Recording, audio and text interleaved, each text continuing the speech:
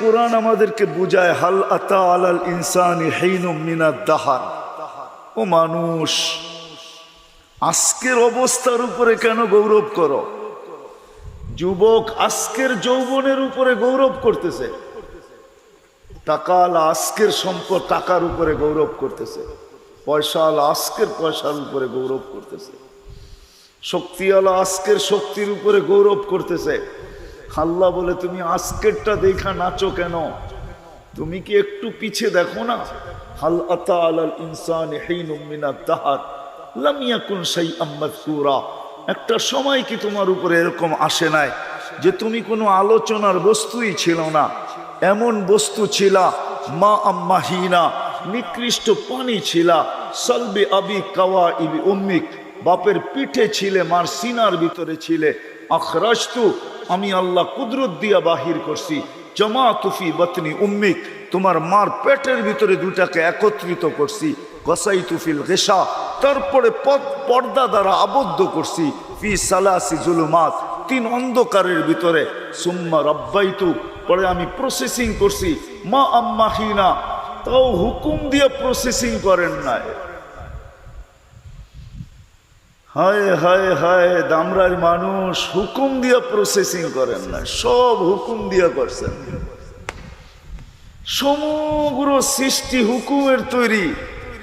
আকাশ processing করছেন তো হুকুম দিয়া করছেন, বলছেন কুন ফাকান, হয়ে যাও, হইতে দেরি হয় নাই। আপনাকে আমাকে হুকুম দিয়া প্রসেসিং করেন নাই, কুদরতি হাত দিয়া করছেন। কুদরতি হাত, আল্লাহর নিজের কুদরতি হাতের ছোঁয়া দিয়া করছেন। এই জন্যই তো 6 দিনে সব কমপ্লিট। হুকুম দিতেছিলেন আর হইতেছিল, কিন্তু আপনাকে আমাকে 6 দিনে কমপ্লিট করেন না, 10 মাস সময় নিয়ে কমপ্লিট করছেন। তাহলে আল্লাহর হুকুমের বড় পাওয়ার। ইদা আরাদা শাইয়ান আন ইয়াকুলা লাহু কুন ফায়াকুন, বলতে দেরি হইতে দেরি হয় না, কিন্তু আল্লাহ এখানে কুদরতি হাতকে ব্যবহার করছেন। মা আম্মাহিনা, নিকৃষ্ট পানি, সুম্মা দামা, পরে রক্ত, সুম্মা মুদগা, পরে রক্তপিণ্ড। এটা কুদরতি হাতের ছোঁয়ায় হইতেছে।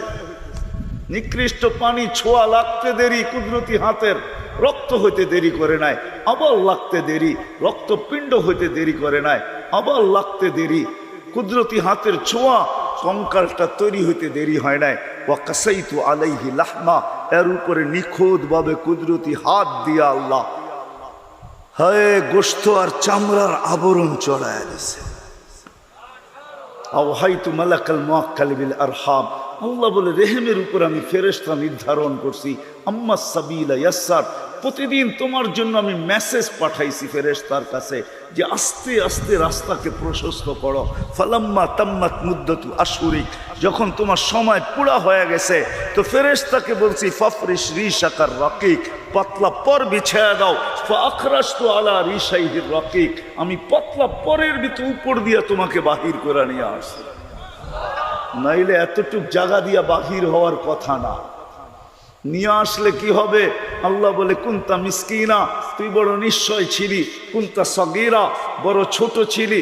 কুনতা দাঈফা, বড় দুর্বল ছিলি। কুনতা জাহিলা, তোর মতো অজ্ঞ দুনিয়াতে কেউ ছিল না। নিশ্চয় কিরকম ছিলাম এটার চিত্র আল্লাহ তুলে ধরতেছেন। ফালা আলাকা সিন্নুন তাক্তা, দাঁত ছিল কিন্তু কাটার দাঁত ছিল না, কাটবে কোত্থেকে?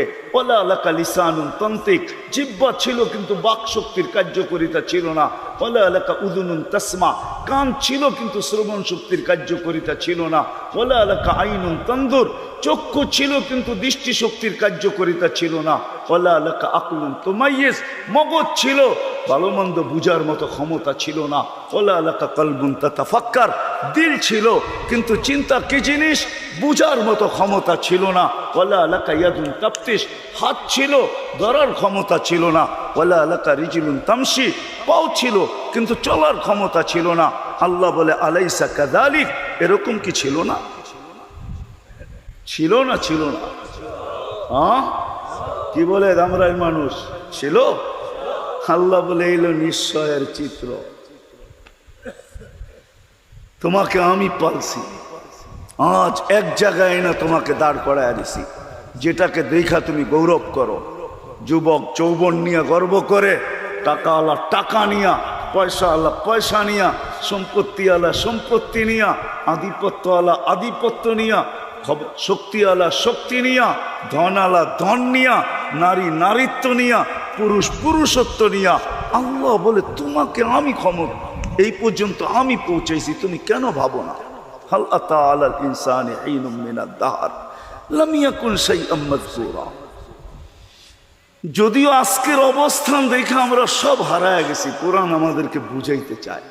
বিদা আমার কথা শুরুতে আবার চলে যাই, আমরা বর্তমানে দুনিয়াতে বিরাজমান, কিন্তু একটা দিন ছিল আমরা কেউ ছিলাম না। অস্তিত্ব আল্লাহ সদ ইচ্ছায় দিয়েছেন।